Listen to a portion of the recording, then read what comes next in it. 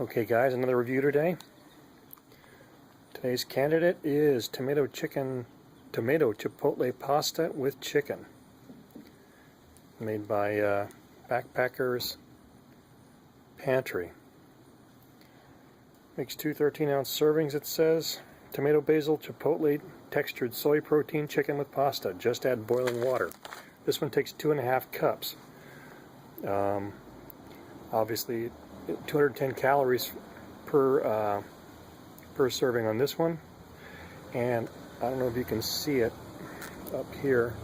Look at the date, 4/29/21. That's great. So it's 2015, January 2nd, so that would be 5 years plus from now, right? Yeah, I guess almost over 6. So that's pretty good shelf life for those of us who are trying to keep things ready just in case of our little emergencies. Anyway, and today we're going to be using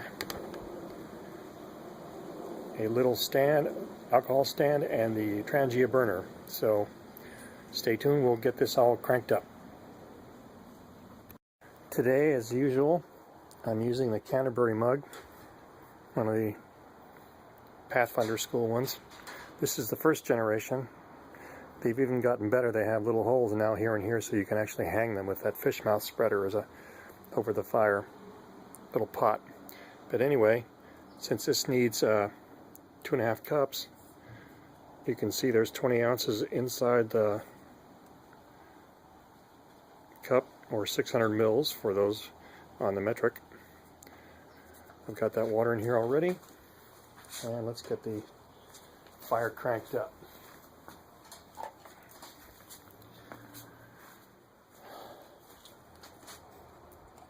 We've got 1.5 ounces of alcohol in there. I'm using my Wessex Blades Fire Steel and my BK2, my Becker that I modified. As you can see, I've reprofiled the edge. It's a little broader now. They say it comes from the factory with a 20-degree edge, but in my experience it's been 30+ degrees, I think, per side. So I got my work sharp Ken onion and reground it so the edge is down, and I've ground the back on a piece of sandpaper, and I tried to use the Ken onion there. You can see the dings. So now I've got crisp edges on this, and I should be able to start the fire. I'm not a 100% fan of Dave Canterbury, but a lot of his ideas are really good. So I can start fires from this one and even strike this with a chert and get sparks off onto some char cloth. Anyway, here we go.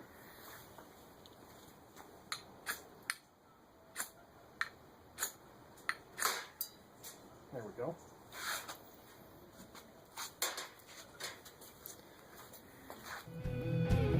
Thanks, Scott.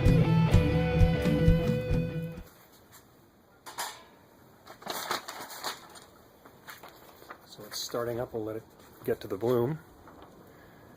And just so that you're curious, in case you're curious, some people kind of think that the Beckers are big, thick crowbars, but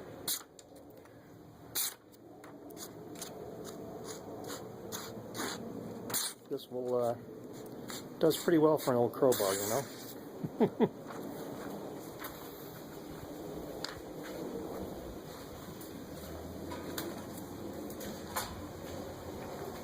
Okay, there we go.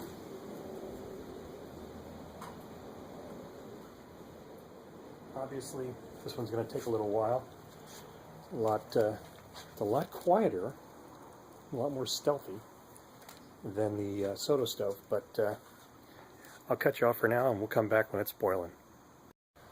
Yeah, I thought I'd put a cover on it to help keep the heat in. This doesn't have the excess of heat that the other one does. And you can see the flame dancing around down there. These little things, they get going. They're no lie, they are hot. They're just not as fast as everything else, but extremely lightweight. And for us in California, we can't use any small stoves and use sticks in them in the mountains because of the fire danger. So we have to go with gas or liquid fuel stoves. Well, it's getting there. Almost. Let's take a look. Whoops. Guess I need to tighten that up a little bit.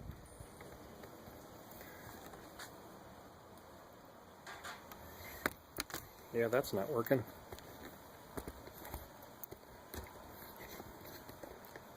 Oh, that's this. Ow. Yeah, it's working.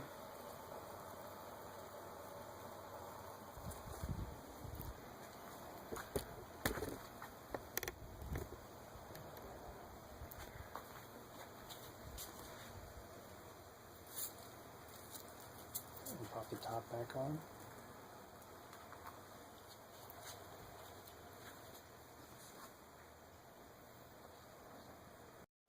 Well, if you look carefully, it looks like it's starting to boil over there.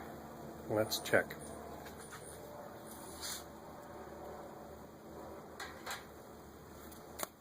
Yep. A little Trangia is just getting it done, boy.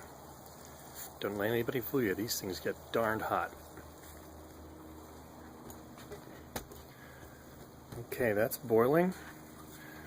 Here's the package. I've opened it up, took the oxygen absorber out. There's what it looks like on the inside. You know, pasta-ish with stuff in there. So here we go. And this time on this one is 13 minutes. Obviously we won't wait.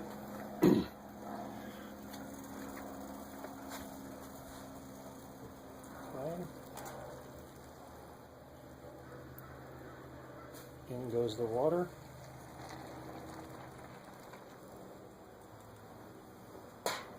Okay. And get my trusty spoon.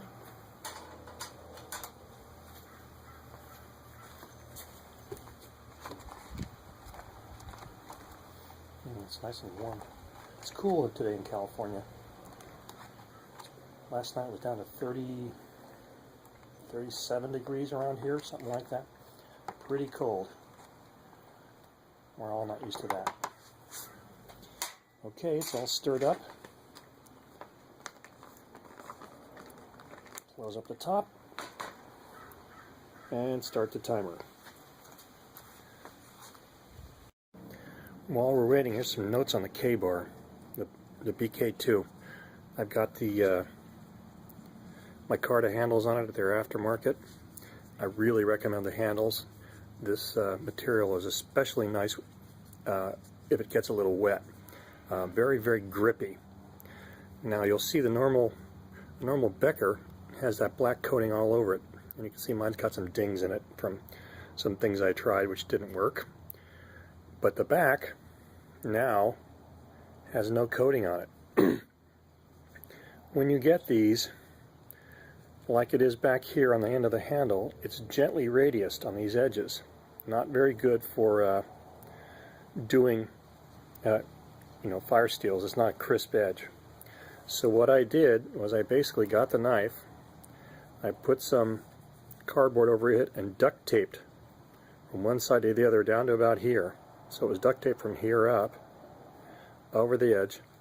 Got a block of wood, flat block, put a strip of sandpaper on it and rubbed it back and forth across the sandpaper, back and forth manually. I don't have any fancy tools, at least I didn't at that point, until I ground it down below that little radius shoulder that you may be able to see right here if it focuses.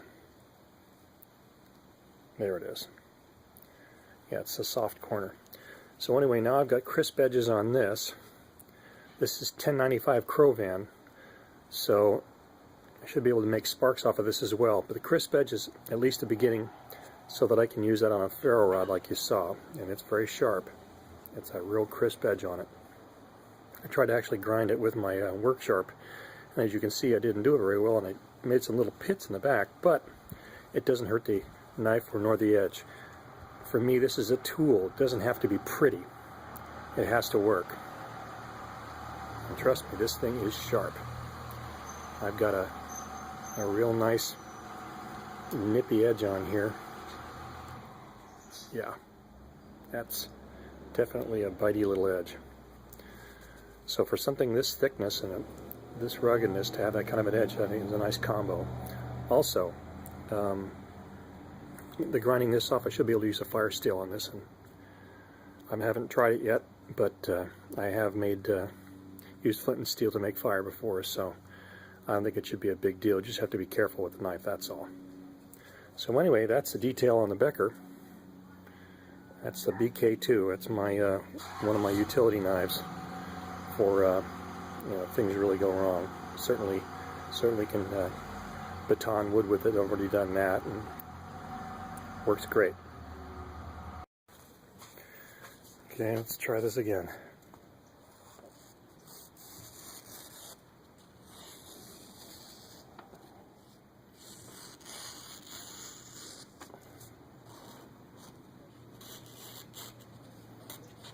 Oh, I got a little nick there.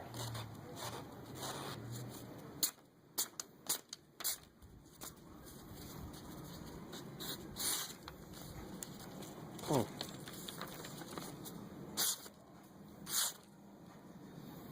That'll do. All this in fire steel too.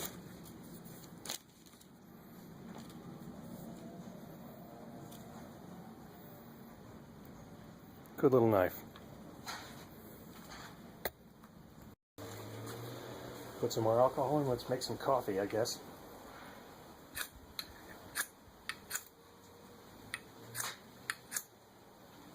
Oh.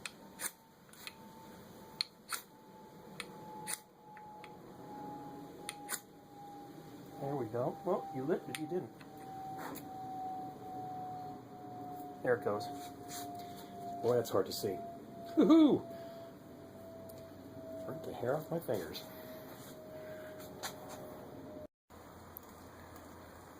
Looks like it's just about ready for coffee. Hot enough anyway.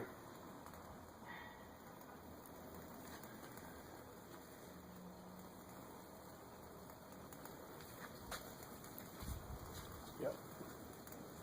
How's that? Oh, a little hot.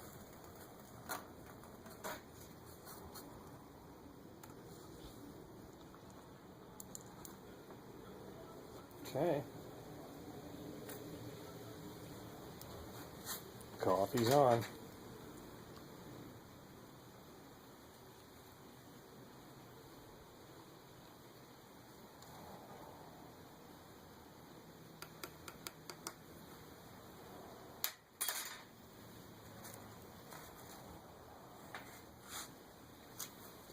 See if I can get this done.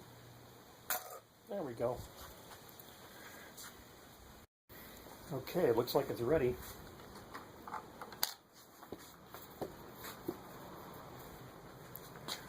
Let's see what this looks like down here.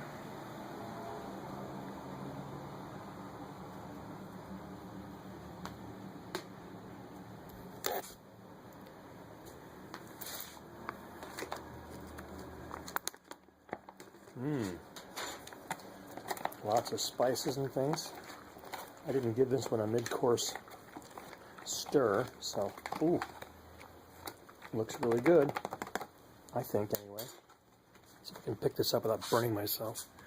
And there you go. Into the pan we go. Ooh. My goodness. A bit more left on the bottom.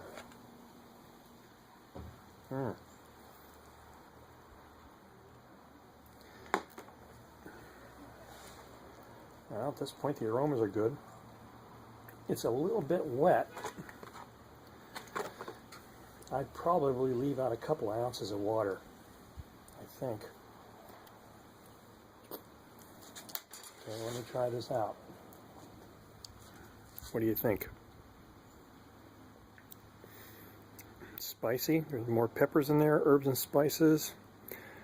Looks like we got celery and some other, let's see, tomato, basil, chipotle, pepper, of course. Let's see what else is in here. Chicken with pasta. Yep, just add boiling water. Again, the shelf life on that one is incredible. It was in gosh, what, 2021, I think? If I can find this strip over here. Yep. April 29th, 2021. Just the thing you want. You can put it in your preps and not worry about it for quite a while. Looking good. Let's see. This is lunch.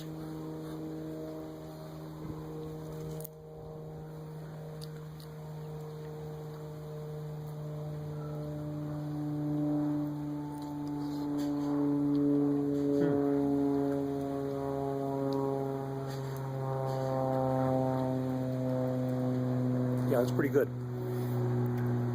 That will definitely do. I think it's a little bit watery, so I leave out a couple ounces of water, I think. But yeah, chicken's good, spicing's good, pasta's plenty soft. Of course, I went beyond 13 minutes. I think it was about 16 minutes or so. I didn't keep an eye on the clock. But anyway, that's looking good. So, another review. Or Backpacker's Pantry Tomato Chipotle Pasta with chicken. Thumbs up for me. Talk to you later.